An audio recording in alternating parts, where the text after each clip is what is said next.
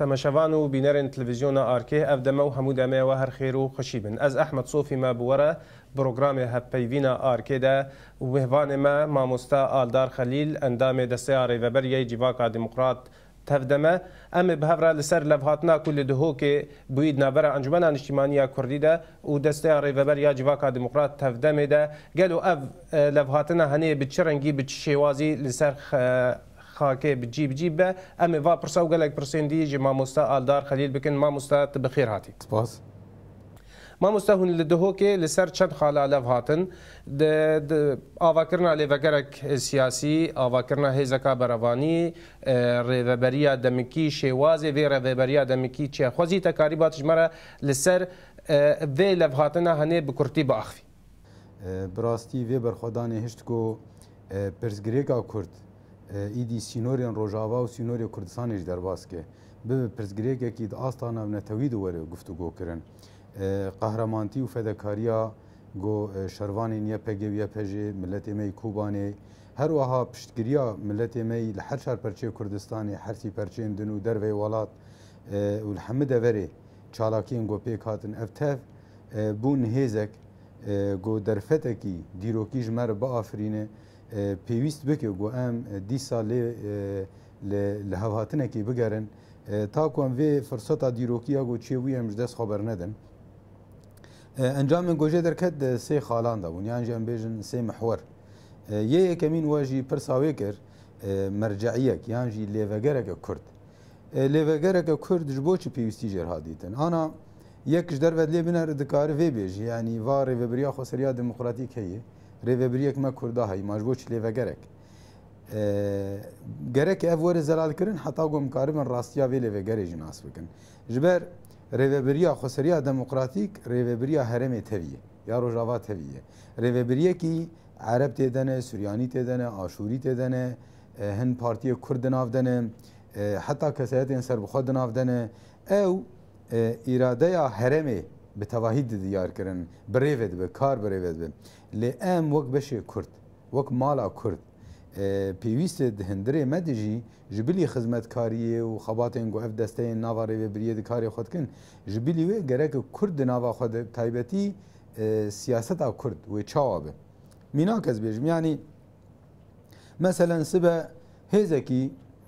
سازیه کی دولت کی جهت کی نامنتوی جمع کردا به پرسکا هون چود خوازن و چاقی برسوا مچبه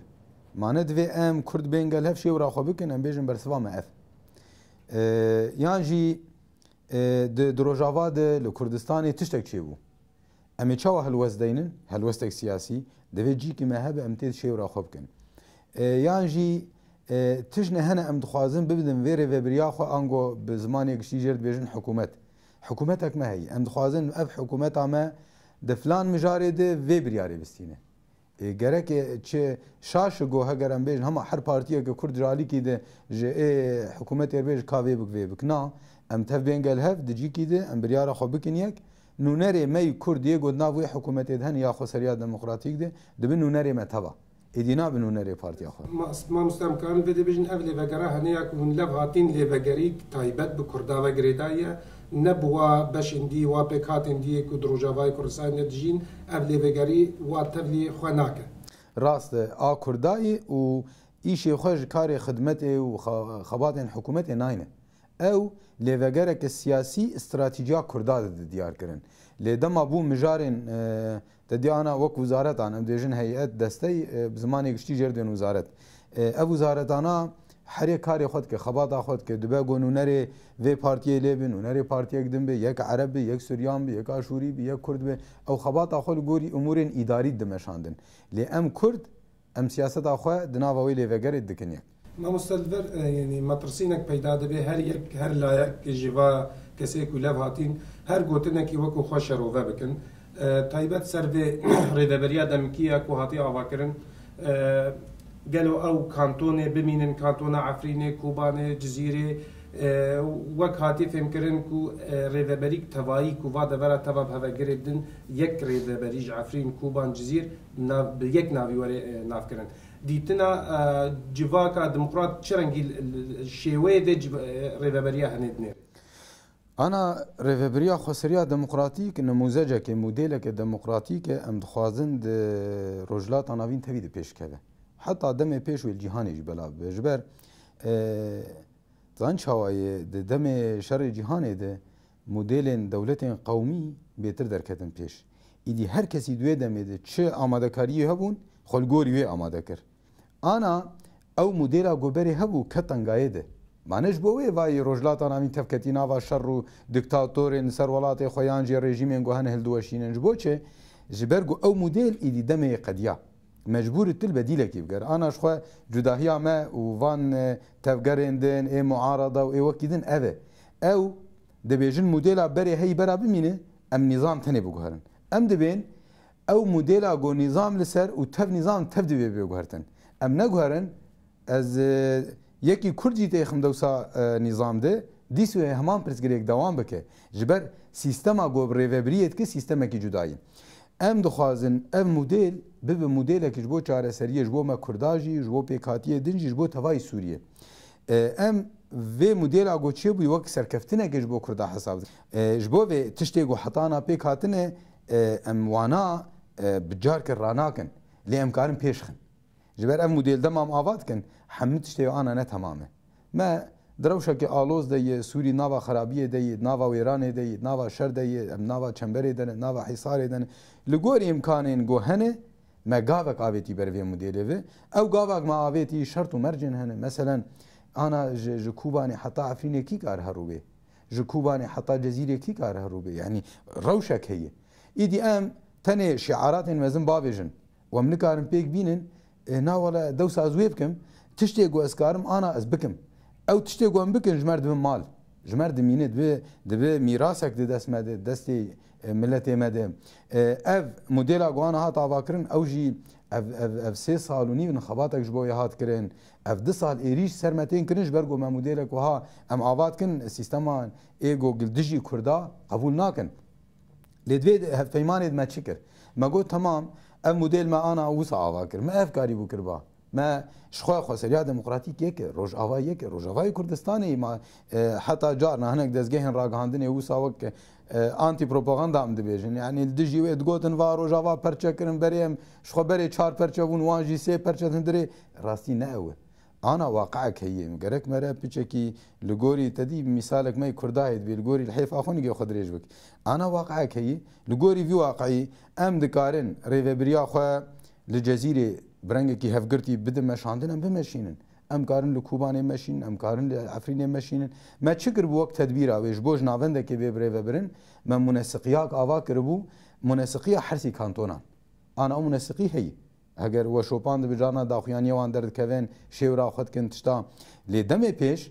وقتی ما پیش خست و ابنرین حوالین ما انجمن جویرنگی هبو دگوتن پیشنیاری مهن ام خازم بتطورینن ما قوش خو امجل تطوير يدقرن ام تخوازن بيشخن ام بمنطقه كي ولا وك تدي ايات القران ناين قرت نولي امولو نزيك نابن ام دوين موديل كما طرح كريه هاجر هونجي تخوازن ودولمند بكن وقت يجب عربي باغناء هم بكن سرچاوا ام بچن قامش لو ام لفدو كوم ببن لجناك تشي بكن برا لجنا مناقشه بك چنرينين روشنبیرا هنه سیاست مدارا هنه کسیم پاسپور هنه کسیم گو تجربه وان هنه بینج مر بیجن و مثلا وعقد اجتماعي تشكر يا اخي عقد اجتماعي فلان تجيكيم هون وكو جواكا ديمقراط هاجر ام بيجن وكو بارتيا بيادي ريفبريا دمكي هيزك هيا بناو يبكي ايرو بروانيت كي انجمن انشمانيا كرديجي تخوازي بروانيه بكي قالوا اوي هيزاوي جدابه يان تفلي هيزا يبكي بيان كوميتي ورنا افاكرن شويه تفلبونا وهردو هيزينها مالفر براسي سر وان اليات مناقشه نكر جبر ما قلت ام ايرو وقت تفجر جواكا ديمقراطيك ام ريخستنبوينا جواكي وسياسه يمدك ام مجارن لشكري يكنين باراستني هنه ويكنين باراستني او خو غريداي دستايا باراستني ياغو دبيجن وزاره باراستني غريداي ريفبرينه لي ام دكارن في بيجن ام بيجن وك سياسه كرد ام رخصين سياسيه كرد ام گشتن قال هاف ام جيبه جيت خوازن جوي قوات عسكريه خوازن بلا لجناك ام تشي بكن بوي لجنير روني و وان آلیتان مناقشه بکن هفدو چاو قانع بکن وصا بکن لێ بڕاستی tu pirsa mibxwaz yani pirsêj mibke tu bêj nerîna te çi ez ê bêjim gerek hay me tiştekî hebe em nekin vê şaştiye de xwe nekin diqewet yani di alî fikrî de di alî siyasî de di alî tanzîmî de em sed bin jî ne mişkileyî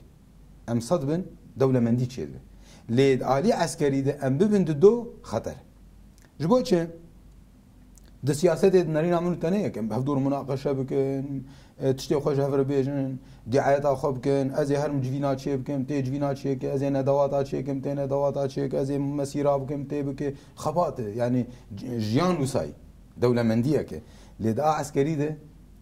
ez ê bêjim ez ê şer bikim tê bêna ez şer nakim îca ez demê rabin hev mişkilak derkeve ez ê her min ciyekî parêzim tê bêna wala ez ê vir biparêzim wê çi divê mişkile ji bo ku ev pirsgirêk mer dernekevin gerekê em wek çawal dihokê em tev bi ruhekî hatin em bibin yek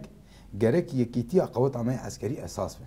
îdî wextê ku encûmen dibêje wala qeweta me hey em pêkê xweşin ser çava ma qeweta te avayî biraderê me başûr pêşmergên başûr ne hem welatiye Rojava ne wisa yî yani di alî em bêjin xarîta gogana hey a siyasî Kurdin bez di alî xarîta siyasî de em perçakî de ne perçakî de ne lê dema gotin em dixwazin bê piştgiriya bikin kêfa me hat me got ser çava û ez bawerim demek nêzik de biçin ev negu em dijî wê ne lê dema encûmen dibe qeweta me hey tamam qeweta te heyî tu ê Rojavayê xelkê Rojavayê tê çawa te vê qewetê bibe ev mijar li jina got em ava bikin ew li jina biçi yepegêr munaqeşe bike û bi hev re çawa te fiqîn em jî pişta wan باشه مامۆستا ئەلدار خەلیل bi çi rengî rola Serok Barzanî divê levhatnê de nerxîne em ê bi hev re piştî vê navbira hene li mamosta Eldar Xelîl bihesîn.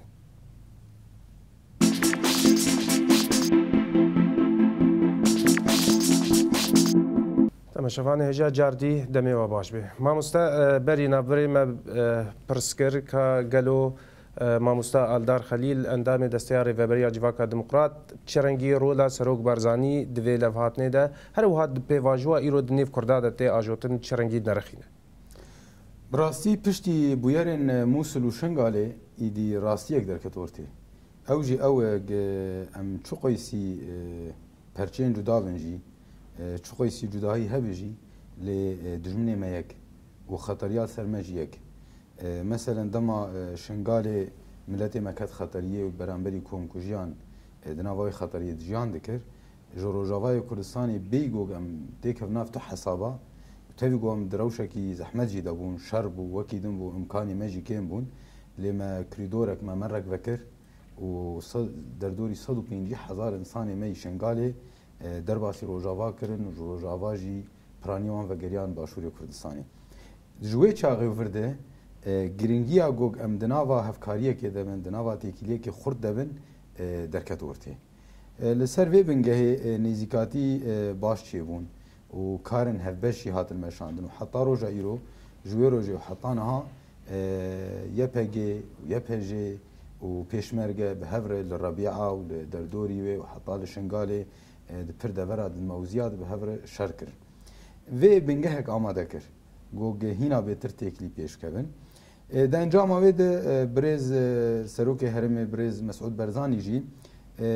di encamê têkilî û dan û sendinên cûr be cûr ve û her wiha wek bangewazînê diriya hin kesayetan re jî têkilî merhat danîn heman kesayet çûbûn bi rayedarên Koma Civakên Kurdistanê kecekê re jî hevdîtin kiribûn bi birêz Serokê Herêmê jî hevdîtin kiribûn dixwestin şaw kesayet endamê partiyên me Kurd bûn yani ên Rojava bûn dixwestin em dîsa pêvajoyekî levhatinê û lêvegerekî gelhev em dest pê bikin wê çaxê cara yekemîn wextê evî dest pê kir hevdîtinek me bi cenabê Serok re çêbû li Fîşxabûrê li wê de ev proje hat guftûgo kirin yani wê ça hevdîtina me teng bû yani em nava xwe di wisa me hevdû dît li wêr ev hat yani nerîna me hevbeş ev derket gereke tevgera civaka demokratîk û ene kesê bi hev rûnê û heta me dixwest ev hevdîtin bi navê rêveberiye ba rêveberiya xweseriya demokratîk lê me dît wisa hinek tişt hene divê destpêkê mere li hev bike û dûr e او بب گاوا دومین لما چکر اندامن تفدمی و هن دو پارتین دناوا ریوبریا خسریا دموکراتیک ده به هفره وسام وک شاندکی چکر و دنجام اتفاق ما برز جنابی سروکر ام پشتی و موعده کات داین و هفدیتنی مل دو که دست بکرن او بو مینا راعی یعنی خودی وان هفدیتن اندرکت براستی تو مداخله نش طرفی ویوی و نش طرفی کجا که وان هفدیتن اد مباشر چینه بو تنی اف گوتن هم بتفقن تشتاق هم بيجن ام سر بيتفقين تشبه امبوار بس اتفاق او هذا باشه ماموستا لان سیاسی هن چاودر و توانبار دکن وکو پارتیا پیاده بتایبت کو گریدان و برجما سوری راه اف دورن روجاوای کردستانی هاتنا سپارتن بو نهتنا آزاد کرن تو وکو آلدار خلیل سرکردک دوی پارتی ده دستیار ریوبر ده چیکاری دوی درباری ده بیجی؟ والله سیز بیجم ام شورش که درمشاندن و دوی شورش دروشا سوری تیزانین یعنی ایدی رژیم کت روشا که نمادکاره فرقی خوی عسکری بپاريز يعني عسكري قال هذا جي فرقا كي شي جرد بيجن لوي ده جروبك داعش يريش واندك نمادكار خوب باريزه يعني الراستيا جو ايدي او نمادكاري وهرمان باريزه برجعه يعني رژیم بخواستانه خواستار هرم خو ما رزگار دکرن وش خوش کوبانی دست فکر و 19 تیر مهی کابلا یک بیج واسه یعنی ابروشتنه با گلو رژیم کاری بود سلطداری خو سروریا خو سر هرم روجاوا بدامشانده نه ممکنه یادن اف پروپاگاندا یعنی اف اخفتنانا نه ایشه یکی گوگ براسی زانه به سیاست بکن کار بکه یعنی شورش کی بکه جو چه کسین معارضه یگو دخواستن گوگ دوزا کرد وره و شارتن دبن سیا شر دیجی رژیمه ندخواستن قبول بکن گو دوزا کرد لسوری هیه ندخواستن قبول بکن گو روجاوای کردستانی هیه ندخواستن قبول بکن گو ام سربخوا سیاسته گفتن مشاندن هر دم افج مرد گوتن دو گوتن ببن تابعی ما دما ما گو نابم ام نابن تابعیته چما زم تابعیته هگر ازم تابع جنو کار ازم تابعی کی خورد ما چما تابعی کی وقت گنهت چی بوی دما ام کرد زندان آدابون دما ما شهید داد الکبو شخوت تنبو اف شورش دست بیکر هنه کی به آلیکاریا هیز نامنتوی وان روشن روجلات نامین دست بیکر تنه چی بو جبو چه زیم تابعش تره اثر بخمه و یادن پرزگری کامی بنگهین نتنه شر دیجی رژیم تمام اویکه بس پرزگری کمی هی سرکه هیه پرزگری کامی سرکه لگرین همه بریاگو از بیجن بلا شام تکرد اسمه از بیجن بلا باجار می روجاوا تکرد اسمه بلکه جبوی وی معارضه شام گرینگتره شماوی به سروک وی ولاتی بس یما کرد هما فلان کس بو سروک بشار شو حسنات حسن شو حسینات فجبو وان مجاران وی چاغه دراغان دنا وان طرفین گو ندخواستن اراده کرد چه به آنتی پروپاگاندا پرمزن سرماهات کرن ام شورش کید کن ام ولات خارزگار کن ام فرصت دیروکی هاتن برما ام زانبون به هستاتی نزدیک دبن شخو ما چیکر دو وقت مناسب ده د ساعت مناسب ده مگاو آویتن ایدی او چه بیجن دی اچا ترزگار کرو قازان و برمیل سرت نهاتن ما مستحقر ام بی بیجن کو ام ما في خود خوازن هون وکو جواکا دموکرات وکو پارتیا پیدم چی ناوی ناوکن هون ما في ملت کرد خوازن چی پیوه هگر پیوندی برجیما سوری و ورنا گریدان گلو اپوزیسیون سوری وکریتره درباره ما في کرداد رجیما سوری هون که بزاوک آزادی خوازی سیاسی نه ما في ملت کرد خوازن لکودی کار من ما في ملت کرد پیک بیرن هون بودی بهرن چه فهتایی هی اگر پیوندی جبر رژیم سوری ورنه گریدانیان استاد وید از خوازم چی بیجم یعنی ایما از بیجم اف پرسیانج اف نزیکاتی انگو طبعا نجبو ود بیجم یعنی اف مجار چیکرین ارمان جاوینه نو ولا اف شاشه راسته ارمانج اتمسفرك هبو حالك نفسيه جواكي هبو وكي جو خطري ورشي وحمتشت او دكتاتوري وهي او نظام وهي او باش قويتنا جبو به وقت تبخواز يكي رش بك دیتنی وی تهمتی پیوکه بس جبیر دکی بیج یا ما ویش بو کردا کیانه کی آواد که چمات بینا بیجه جبیر دکی بیجه گلو از بیجم از به ائتلاف رمه تمام ائتلاف احترام مجوان رش خو جارم حدود بین مواعيد المجي هن يعني نگو ام دجي هذن ليه حطانا ها جبو هبونا ما زيدت کی قبول ناکه فدرد ما نه دردی دسلاتداریه دردی ما دردی ام جملت خوره تشتکی آواب کن ام جملت خوره تشتکی پیک بینن نسوجه من وقت گوگ نظام جی سیاست کوي هب مثلا نظام مره خطه خدو سوي وقت فكر يعني وقت نارين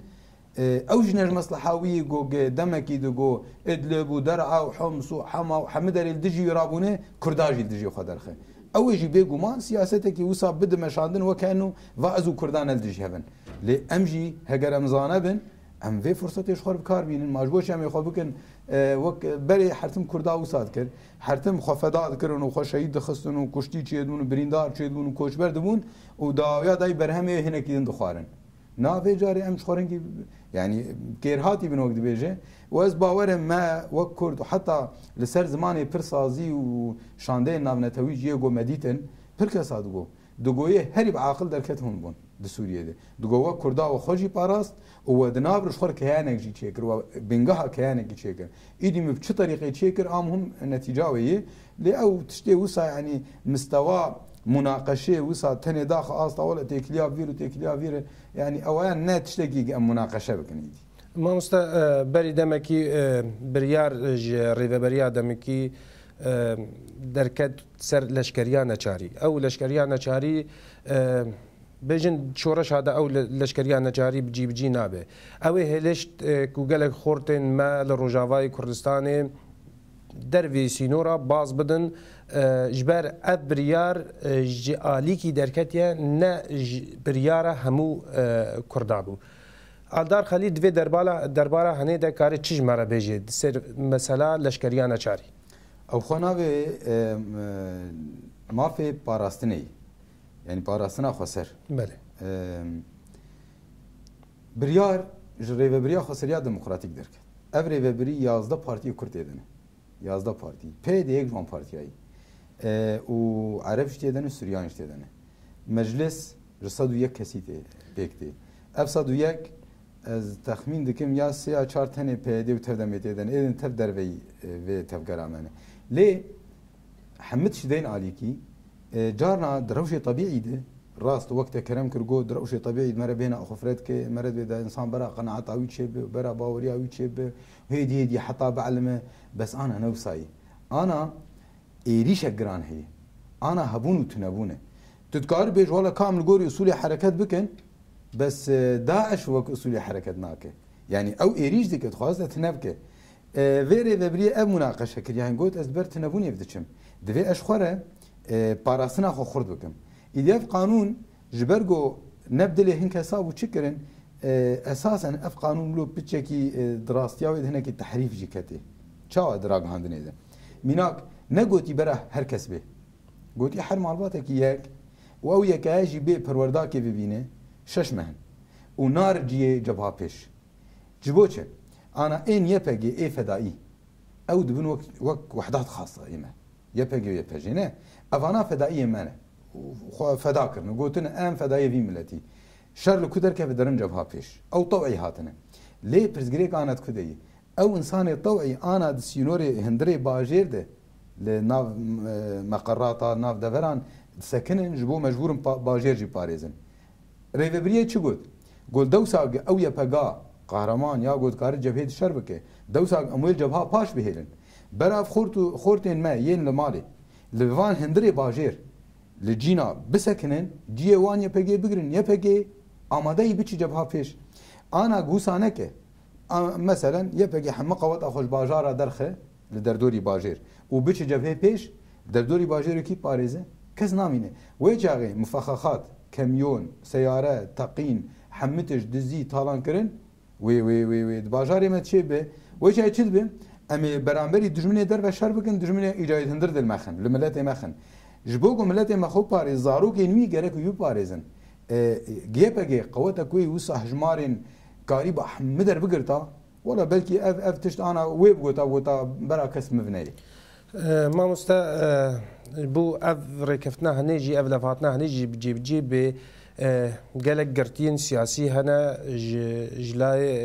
rêveberiyê ve hatine girtin çi li Efrînê bê çi li Cezîrê bê. We guftogû li ser va girtiyên siyasiyê ku hatine girtin bi Encumena Niştimaniya Kurdî re kiriye yan hêvî heye ku ev girtiyên heyên siyasî azad werne berdan. Ana me berî vê pirsî bû yani pir cara wisa ji ber xutê em dibîzin filan bajariyek hatiye girtin em jî dipirsin. Mane milletê me yo xwe xwe em ê hevin yani. Ev girtin ji bo çi çê dibe. Ew girtin hemû welata diçê dibin. Hava ana li herêmê ma gelo hebs tinene, girtî tinene. Her Tirkî tinene, her Ewropa tinene. Hemû welata çê dibe. Mehkeme heye, niyabê heye, sîstemek heye. Carna tedî axaftinek me Kurdayê divê giyayê hewşê me ro teile. Yani محکمات هیه انسان معنیه سوجک هیه تهماک هیه قانونک هیه لگوریو انسان تین گرتن ام چما وقتی گرتی یک چیز به همه یک سر دوی ولا پیدا گرت مع العلم جارنا دوستم پیدا انسانی پیدایش تین گرتن جارنا انسان هند اسایش دخبتن تین گرتن جارنا حتی انا خورتی بیرام اندام هی پیگه من هاتن گرتن یعنی گرتن چه به چما قانونک وی ولاتی هاتی چه کردن ایجا او قانون كيمه زيديه كيمانيه يعني شاشتي وانا قانون انا لقول امكاني خمسه تشكيل اتفاقينه ايجو دربه قانون دركه بطبيعه حاله بيقرتن اجانا برزغريك كدي برزغريك او كاس هاتن قرتن هنا جي تهمه اوان دي بيجي تفجيرات كرنا جبر ما برسي براستي جبر ما جيت خاص ما اگر شاشتي كم امجي بيجن فام طرفك سياسينا هيفينه جاره سريك اجمر او وان شاندن يعني محضري تحقيقاتها وقرار المحكمة مثلا يكذب يجي والله أزو فلان وفلان ما متفجرات فلان درياني ما بري فلان دري فلان كز دايمة ما تقاندي ما ولو كريه قالوا دولاتك كده دعشيرة كده يكي بيجم أبي إشكرية حقيقتي تعرفوك ما مستهند دبيجن دبن إشكنجة ده أفا قوتنا دبيجن هر وها هنجوا أفسي هي فهاتنا قرتن حتى وكونها هي بيشكيشي دادقها نبونا وكسو كاريوا برسيدكن كقالوا قبل كودينا يعني دما كوتين الاسايش جي برزدكن ابخوت عندك نازدكم نا جهه واك اف كسيها للكي جهنا نا يخويا كرت دبا يعني انا ابيش خوي شي حكومه عمان يعني شيء ريفابريا از خو نا اركداري ويمه لي وقت اغاهيا خو وقت تفكر تشتي قوم برسيه ادبيجم جبر مجيد خاصم فين بكن يعني دولات ما تشد به ام ببین تشتكي شاش ام جي رخ نبكن ام چالاكيا بكن ام بيجن بشاش يعني يعني راستيك جارنا هناك انسان مجبير دكن هي جارنا مثلا شر وبفجونه او يك هاتي عاجز بيد والله دبي كجام ويشوا جامعه وريتش نبو عاجز بومه يا دولات تشر دي جنابات يعني تشر هبون وتنبون تكين تبحثها تبي والله ايرو ساعتك مني درسيج مشو يك هاتي تبي والله نزانم فلان كارمه 2 ساعات آخری مع العلم خیانه جبیر دکه گشورشک هیه خیانه جبیر دکه دسوری د باجارن جبنی درابونه هوای دروجاواد ما کوبانی کا چپ سری کوبای مال جیانا طبیعی ما هنا هناك انسان ما هند خوازن چبکن دخوازن شورش بیگ بی و دخوازن آزاد ببن و دخوازن آلا کردستانی لروجاوا بلند ببه و بیگو بتعب و بیگو زحمتی بکشین و بیگو تشتکی انا تاب مثلا قرتيه تشيبون دروشين أصايده بازا بيسرو ده روجن بازدار ونقول حر ولاتا كبرنجا كيه ما مستقبل بورا دمما بدوماي هات ام سباسيا في آماده بنا تتكن كوتا داخوازا ما بيك اني تماشوانه هجا ام داويا في خلق ده سباسيا گهداريا ودكن هيفينا كو مكاريب ام هن برسفن كو دلي ورحد بك بيك بينن دوباره ام سپاسیا ماموستا آلدار خلیل اندام دسته ریوبریا جواکا دموکرات تفدم دکن ماموستا زور سپاس بود.